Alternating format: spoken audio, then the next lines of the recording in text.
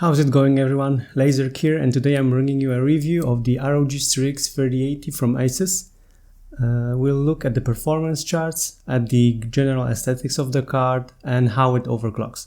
But before we do that, just a quick side note. I am fully aware about the very limited stock of the 3080s and that a lot of people are very upset because they're not able to get theirs. Hopefully this review will help you make a more sensible decision when the situation is more stable and the stocks are more available. And if you come from the future where RTX 3080s are widely available, please let us know in the comments when this groundbreaking event happened. Okay, but let's get to the point. If you're interested in something specific like the performance or overclocking capabilities, the timestamps will be available in the video description, so you can check out the most interesting topic for you. We'll start with some general information regarding the card, the size, the clocks, and general feel and look of the card itself. Asus RTX 3080 ROG STRIX is an enthusiast card, and it's aimed at someone who either wants the very best from their GPU or is planning to do overclocking with it.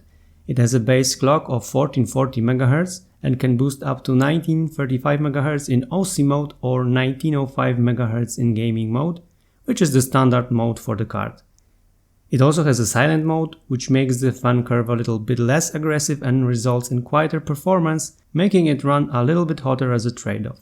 Apart from being able to switch to various modes in Asus overclocking software, there's also a switch which allows you to change from OC mode to silent mode without using the dedicated software. The card takes 2.9 slots, so it's almost a full slot higher than the Founders Edition RTX 3080, which is mostly taken by the cooling system of the card. Remember, this model has a slightly higher power consumption of 30 watts versus Founders Edition, so the additional cooling capabilities are welcome. It's also slightly longer, measuring 318.5mm versus 285mm on the Founders Edition, just over 3 cm difference. The overall build quality is top level. Asus didn't try to cut any corners here, so the capacitors, the coils, the resistors, everything inside is of the premium level. After all, this is a premium level product, so we would expect nothing less. There is no GPU sag when you screw your GPU tightly enough to your case, so it will not put any strain on your motherboard and it will look perfectly level with the rest of your PC. With the card you get a sticker which can be placed on top of the card to add some more looks and more gamer feels to it rather than simple and uniform body, as well as a ruler which confused the hell out of me when I first saw it in the box. You can check my unboxing video and see how I make a fool of myself. I really like the minimalist look of the card, which hints at the power residing inside of the GPU and not being gaudy like a lot of the gaming gear seems to be these days. You get one stripe of addressable RGB lighting, which you can adjust to your liking and match it with the rest of your PC. Of course, you need a dedicated software from Asus to be able to do that. Another good thing about the RGB stripe is that when you decide to go RGB less, the exterior of the card won't look like it's missing something, which isn't always the case, and it's a nice touch from Asus. Alright, that's enough about the exterior of the card. Let's look at what's inside. And from the clocks we can already see that the boost performance has been set quite high, especially compared to the Founders Edition, and promise a lot of performance improvement over the Founders Edition card. It's also worth noting at this point that Asus recommends at least 750 watts of power supply for Ryzen or Core 7 and lower, and 850 watts power supply for anything above. The tests shown here have been made using my current gaming PC, which runs on Ryzen 5 3600 without the X, running at 3.8 GHz, a 750 watt PSU, 16 GB of 3433 MHz RAM, and an M.2 flash drive from Samsung. At Unigine Heaven benchmark, running in 1440p, the card gets 3499 points, which is a pretty good result considering we're running everything on Ultra. This performance transfers to games. I've tested the card in 4 titles: Red Dead Redemption 2, Warzone, Baldur's Gate 3 and PUBG. You can see the results on the screen. I won't go through them one by one, as probably at this point you are fully aware of the potential that the Ampere GPUs have. And the ROG STRIX 3080 from Asus delivers even more performance with its factory boost clock of 1935 MHz.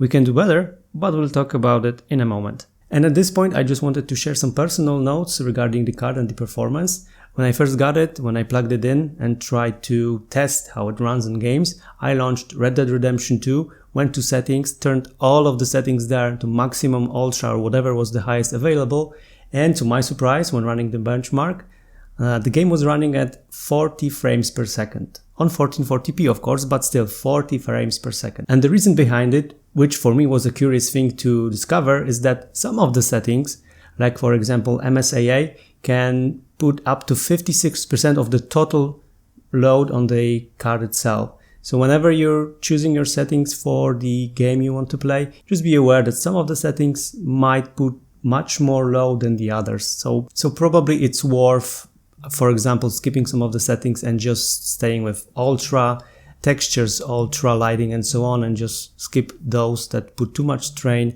as you might see really performance degradation from in your game. And now probably the most interesting subject for a lot of you, overclocking capabilities. Even though the ROG STRIX 3080 from Asus is already factory overclocked, it can still boast quite a high margin of overclocking when it comes to non-reference GPUs. Just be mindful that when overclocking, the temperatures and the power consumption can rise significantly, so be prepared for that. From overclocking, I found by trial and error that the best, most stable results from the card I was able to achieve at 115% power limit, plus 131 MHz core clock increase and plus 1002 MHz memory clock increase. And those numbers show that the card's potential doesn't stop at the built-in overclocking settings. You can boost your overall performance by another 6-7% just by cranking up the core clocks a bit. You will get higher temperatures and louder fans though, so bear that in mind. The additional megahertz transfers to slightly better FPS in games as shown in the graphs. The improvement isn't significant, but it's still a welcome boost in performance, especially that it's already built into the capabilities of the card. For hardcore overclockers, Asus was kind enough to put additional fan pins which should allow for custom-made modifications which can increase the card's performance even further. Overall, I'm rather impressed with the capabilities of the card itself.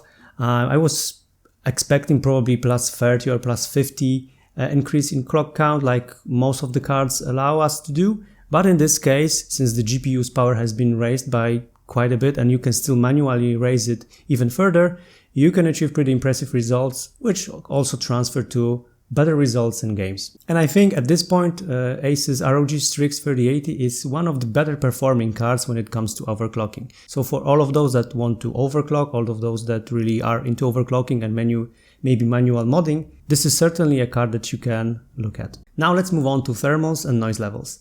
With the factory preset, the overclock or the gaming mode, the card's temperature oscillates around 63-67 degrees Celsius depending on the title, on the type of game you're playing. More dynamic titles demand more from the cards, so it will run just a little bit hotter and just a little bit louder. The fans at higher temperatures become audible but not very distracting thanks to the bigger size of the fans. They do not generate this high-pitched whine-like noise. They're more hum-like, which is more pleasant to the ear. Here you can hear the fan noise while operating at 100%, which honestly never happened to me. The maximum fan speed when not overclocked that I noticed was around 75-80%. Next, you can hear sound levels at 85%. And finally at 75%. Under normal conditions, the fans work at around 56%, which is very quiet thanks to the size of the fans. This changes when we manually overclock the card. The temperatures sometimes reach 78-75 degrees Celsius when using the automatic fan curve, so dangerously close to the max suggested values. But that can be fixed by manually adjusting the fan curve to be more aggressive. You will get more noise, but the overall card temperature will fall, and I think that's a fair trade-off. One more thing I need to mention when talking about noise levels is coil whine. Unfortunately, my unit has coil whine. I've shown it on a separate video. You can find it on my channel and in the video description below. So if you want to check it out and see for yourself how it sounds, you can do it there. In this video, I just want to mention that the problem is still very common among top-end GPUs, and you'll have a very high chance of getting coil whine on your unit as well. No matter the manufacturer, even on Founders Edition cards, the coil whine is present. Okay, time to sum things up. I think Asus did a really good job when it comes to RTX 3080 ROG Strix. The build quality, the components that have used are really top level. The overall card look and feel is very premium, and I really like that. The RGB accents and the gamer feel is not too gaudy, not too over the top, which is also to my taste. The card offers very good thermal performance thanks to its bigger size, which promises that the card will last you a very long time and will not have thermal throttling problems. Also, the overclocking capabilities are quite exceptional on this unit. I don't know whether I was lucky enough to have one which overclocks pretty well, but I think the increase in power transfers also to the more headroom when it comes to overclocking. The performance in games is as expected. I mean, this is a top level card and getting over 100 FPS, sometimes even over 144 FPS in better optimized games is nothing unusual on 1440p and sometimes in 4K, like you can see in Doom benchmarks.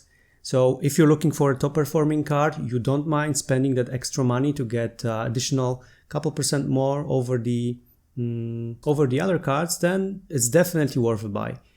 If you want to overclock and want to mod your card or do various other things with it, because this card is open for a lot of possibilities, it's also a good choice. If, however, you're looking for a card which will allow you to play regular games at 1080p or 1440p, you don't need to spend that additional money on the ROG STRIX. You can get a tough version of the 3080 and you should still be fine. This card is aimed mostly at enthusiasts who really want to get as much performance and as much overclocking capabilities from their card as humanly possible. As for me, after playing with this card, I would definitely get it again. I mean, the overclocking headroom is quite big, the performance in games is quite impressive. Not that I have a choice right now because the availability, like I said, is just astoundingly bad. But if I had a choice, if I had and could choose from different manufacturers, different models, I would probably go with this one again because I really like the performance, the looks, and the build quality of this card. Alright, that's it for today. I hope you enjoyed the video. If you did, please consider subscribing for more content like this. Thank you for watching and I'll see you soon.